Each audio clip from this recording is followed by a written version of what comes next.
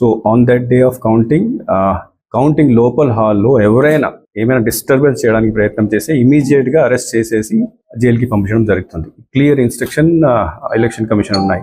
This disturbance will not be tolerated from anybody, any agent, any candidate if they try to do anything which is against the norms of commission, you will be immediately sent out of this counting center.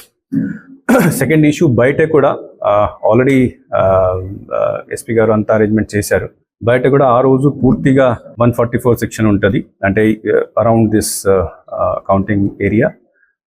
Plus ఆ రోజు ఎవరు కూడా ఏ procession, ఏ celebration ఏం చేయకూడదు. Already collector గారు కూడా instruction ఇవ్వడం జరిగింది. డ్రై డే ఉంటుంది. పూర్తిగా మనము we have to regulate all the activities on the day of counting and afterwards also పూర్తిగా నిఘా పెట్టుకోవాలి.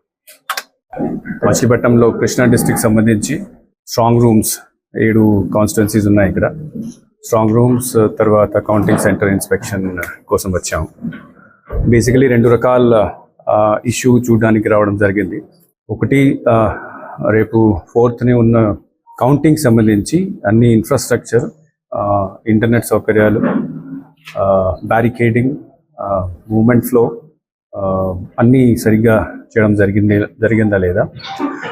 సెకండ్, సెక్యూరిటీ విషయంలో what type of arrangements are here.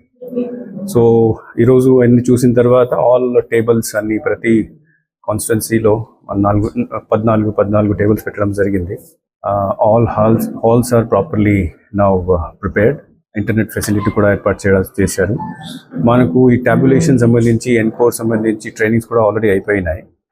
CCTV కెమెరాలు ఇవన్నీ కూడా ఏర్పాటు చేయడం జరిగింది. So all the preparations are properly done. That I'm satisfied. దీంతోపాటు సెక్యూరిటీకి ఇక్కడ మనకు సిఏపిఎఫ్ ఆల్రెడీ ఇక్కడ ఉన్నది, ప్లాటూన్ ఉంది. అన్ని స్ట్రాంగ్ రూమ్స్ కూడా వెళ్ళి చూడడం జరిగింది.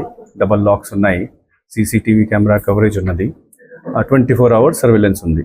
కూటమి సభ్యులందరికీ, అలాగే జనసేన కార్యకర్తలకి, వీర మహిళలందరికీ ఒక మనవి, మనం ప్రజాస్వామ్యాన్ని గౌరవిద్దాం. ప్రజాస్వామ్యానికి వ్యతిరేకంగా మనం ఏం చేయొద్దు. పోలీసులకి, ఎన్నికల సంఘానికి సంపూర్ణంగా సహకరిద్దాం.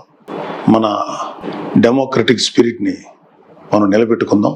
ఖచ్చితంగా రేపు రాబోతున్నది మన కూటమి ప్రభుత్వమే. కాబట్టి ఓడిపోయే వాళ్ళు చేసేటువంటి కవ్వింపు చర్యలకి, వాళ్ళు చేసేటువంటి అల్లర్లకి మీరు ప్రతిస్పందించొద్దు. Thank you very much.